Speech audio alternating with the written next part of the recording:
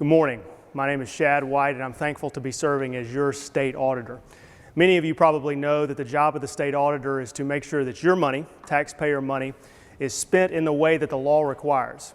And if it's not spent in the way the law requires, if it's stolen or if it's misappropriated or if it's subject to fraud, my office tries to identify who's responsible. We build out an investigation, we make an arrest, we hold those people accountable, and ideally we get your money back for you. Today I'm excited to announce that my office has produced a report. We're going to release it today, and it shows and summarizes all of our successful investigations from the past year. What you'll see if you look at the report is this: the amount of your money, taxpayer money, that we have gotten back for you has tripled this year compared to last year. Now really the thanks for that tripling is to the firm foundation that I was handed when I took this office. Is thanks to the folks that I have added since coming in. So I hired a new director of investigations, hired several new investigators, hired a new chief of staff. All those people combined, the experienced folks who are in the office and the new folks, they have worked together to yield really good results for you this year, and we are proud of that body of work. What I wanted to do today was to tell you a little bit about one of our cases that we had this past year, and hopefully that'll give you a flavor of how the auditor's office is functioning right now. So this case came to us from South Mississippi. A politician in a county in South Mississippi was engaged in two different fraud schemes that we uncovered. The first fraud scheme was this. This politician set up a mentoring program for young men. And the goal of the program was to identify young men who were in public schools who were making good grades and to reward them with things like a field trip. And fortunately, that was actually happening. The mentoring program was providing those things. Unfortunately, this was also happening. The politician was going on the field trips with these young men, and he would come back, and he'd come back with receipts, and he'd go to the county government offices, and he would present those receipts, and he would say, I've been on this field trip with these young men. Here are my expenses. I need to be reimbursed. And he would get reimbursed. And then he would take those same receipts, and he would go across town to the school district offices, and he would present the same receipts, and he would say, I've been on a trip with these young men. Here are my expenses. I need to be reimbursed. And they would reimburse him. So he was double dipping.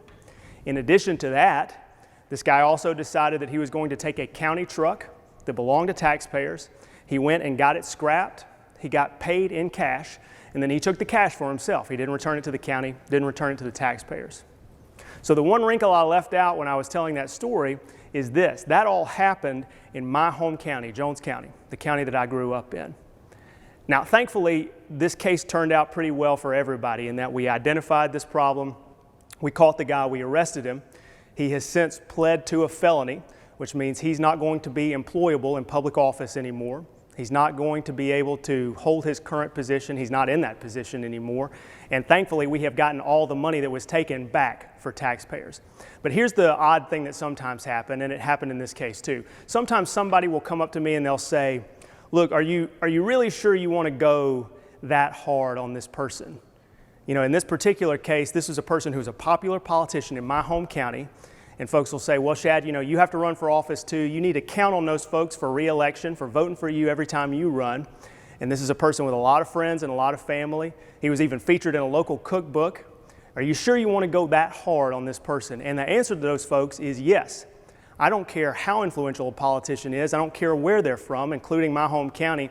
If they have stolen your money, we are going to hold them accountable, period. And particularly in this case, I was incensed by it because I could have been one of those young men. I could have been one of those young men who was in the public school program. It didn't exist when I was in public school in Jones County, but it could have.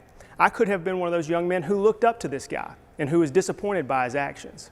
So yeah, we're going to hold everybody accountable regardless of where they're from. In fact, we've gone back to Jones County last week and arrested 3 more individuals in a separate fraud scheme.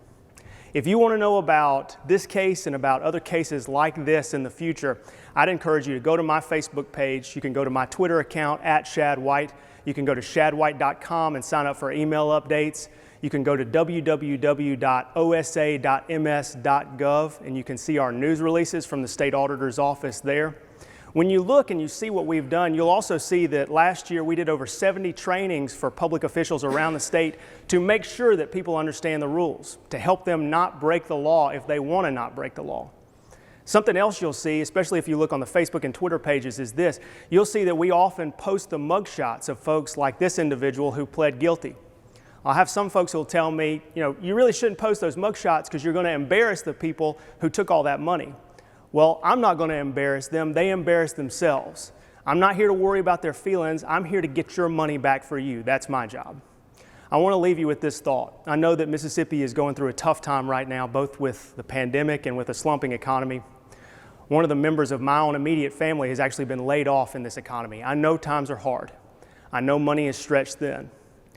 But in times like these, it's even more important for the state auditor's office to protect your money, to make sure that somebody is working just as hard to protect your money as you work to get it in the first place. And that's what motivates me every single week. Thank you for the honor of letting me serve you as state auditor.